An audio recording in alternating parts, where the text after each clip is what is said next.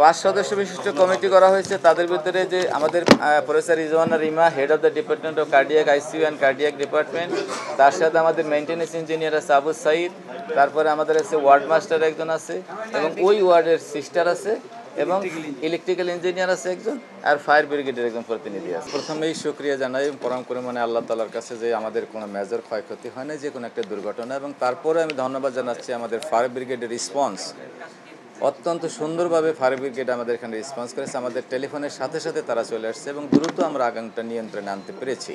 এবং আমাদের যখন আগুনটা সূত্রপাত হয়, আমি আরও ধন্যবাদ জানাচ্ছি আমাদের ইমার্জেন্সি রেসপন্স টিমকে। ইমার্জেন্সি রেসপন্স টিম যেটা ছিল, সেই প্রত্যেকটা হাসপাতালে একটা ইমার্জেন্সি রেসপন্স টিম থাকে। তারা দ্রুত রোগীগুলোকে, এবং যখন ঘটনাটা ঘটা শুরু হয়েছে সাথে সাথে কার্ডিয়াক আইসিইউ থেকে সব রোগীগুলো কিন্তু আমাদের বিভিন্ন আইসিইউতে শিফট করা হয়ে গেছে এবং একটা আতঙ্ক তো তৈরি হয়ে গেছে। এবং প্রত্যেকটা বিছানা রোগীগুলোই কিন্তু আমরা ঠিকমতো অন্যান্য হাসপাতাল প্লাস আমাদের নিজস্ব সিসিএনডি থেকে, আমরা ধরেন আমাদের কার্ডিয়াক আইসিইউ থেকে, আমরা পিআইসিইউ আছে, আমাদের এইচডিইউ আছে, আমাদের এনআইসিইউ আছে, এই সমস্ত রোগীগুলোকে কিন্তু ওখান থেকে আমরা সরাই নিয়েছি। এবং যেগুলো অক্সিজেন বেডের রোগীগুলো ছিল, আপনারা জানেন যে এই আমাদের এই বি ব্লকের 194টা বিছানা আছে এবং 194টার ভিতরে 173টা রোগী ছিল এবং সবগুলো রোগী কিন্তু সব আমাদের বিভিন্ন ডিস্ট্রিবিউশন হয়ে গেছে। এবং অক্সিজেনের সিলিন্ডার আমরা বিভিন্ন জায়গা থেকে জোগাড় করেছি। আমাদের এনআইসিবিডি থেকে 10টা সিলিন্ডার আমরা আনাইছি এবং আমাদের ইমার্জেন্সিতে সিলিন্ডারের মাধ্যমে চিকিৎসা হচ্ছে। এখন আস্তে আস্তে সবগুলো রোগী আমাদের সেটেল করে ফেলছি। এখন আমরা 5 সদস্যের একটা তদন্ত কমিটি গঠন করে ফেলেছি এবং এই কার্ডিয়াক ইউনিটের হেড করে আমরা এই তদন্ত কমিটিটা গঠন করেছি এবং ওরা 3 দিনের ভিতরে আমাদেরকে একটা রিপোর্ট দেবে। এখন আমাদের যেটা দরকার, ইমিডিয়েটলি আমাদের সার্ভিস চালু করা। তো আমরা এই মুহূর্তে আমাদের ডিপিডিসি, যদি আমাদের ফায়ার ব্রিগেড, ডিপিডিসি, আমাদের লোকাল, আমাদের মেইনটেনেন্স ইঞ্জিনিয়ার এবং আমাদের ইলেকট্রিক্যাল ইঞ্জিনিয়ার ডিপার্টমেন্ট, তারা যদি মানে সমস্ত কিছু চেক আপ করার পরে যদি বলে যে না, এখন আমাদের একটা ওয়ার্ড আমরা চালু করব, আমরা নিচতলা থেকে শুরু করব, তারপরে যেই ওয়ার্ডটা ক্ষতিগ্রস্ত হয়েছে সেই ওয়ার্ডটাকে আমরা আপাতত স্থগিত রাখবো, বাকিগুলো চালু করার চেষ্টা করব যদি তারা আমাদেরকে এই স্বীকৃতি দেয়।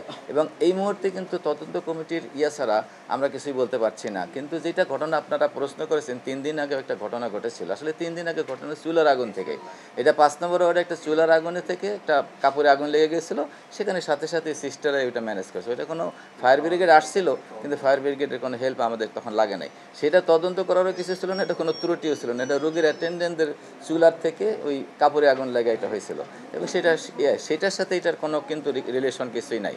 এইটা হয়তো বা কোনো কিছুর জন্য হয়েছে, সেটা আমরা তদন্ত করলে আমরা বেরিয়ে আসতে পারবো। এখানে যখন গরম আসে তখনই সম্পূর্ণ এসিগুলো আমরা সার্ভিসিং করি। ধরেন এখানে প্রায় 200-র মতো এসি আছে, মোর দ্যান 200 এসি আছে। সেই এসিগুলো কিন্তু আমরা প্রত্যেক গরম আসার সাথে সাথে সার্ভিসিং করি এবং আমাদের ফায়ার ব্রিগেডের যে ইয়াগুলো আছে, প্রত্যেকটা ওয়ার্ডে আমাদের ফায়ার ব্রিগেড আছে। এবং 5 নম্বর ওয়ার্ডে যে ঘটনাটা ঘটেছিল আপনারা দেখেছেন, সাথে সাথে আমাদের সিস্টার একটা ফায়ার ব্রিগেডের ক্যাপসুলটা খুইলা সাথে সাথে আগুনটা নিভে ফেলছে। তেমন কিছু ঘটনা ঘটে নাই। এখানেও কিন্তু বেশি ব্যাপকভাবে একটু ধোঁয়া হয়ে গেছে, কেউ কিন্তু যেতে পারে নাই, ওইটার ভিতরে ঢুকতেই পারে নাই ধোয়ার জন্য, ম্যাক্সিমালি ধোয়ার জন্য যেতে পারে নাই, যার জন্য আমরা কোনো ওই নিজস্ব যে আমাদের ফায়ার এক্সটিংগুইশিং সিস্টেম আছে সেটা আমরা ইউজ করতে পারি না এবং ফায়ার ব্রিগেডকে তখন আমাদের আনতে হয়েছে। আমি ধন্যবাদ জানাচ্ছি আমাদের ওখানকার ওয়ার্ড মাস্টার, ওয়ার্ড বয় যারা ছিল, তারা কিন্তু তড়িৎ গতিতে ফায়ার ব্রিগেডকে দিয়েছে এবং ফায়ার ব্রিগেড মোহাম্মদপুর থেকে কিন্তু সাথে সাথে চলে আসছে।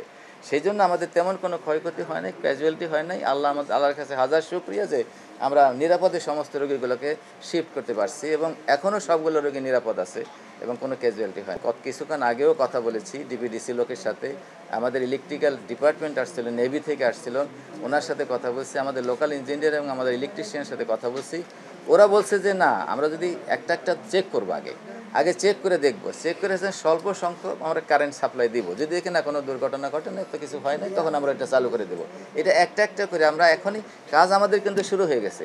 আমি অবশ্য ওই প্রত্যেকটা ওদেরকে বলে দিয়েছি তোমরা এখনই চেক করা শুরু করো, কারণ আমাদের হাসপাতালের এটা তো একটা বিরাট চাহিদা। 194টা বিছানা তো খালি রাখা যাবে না, আমাদেরকে চালু করতে হবে।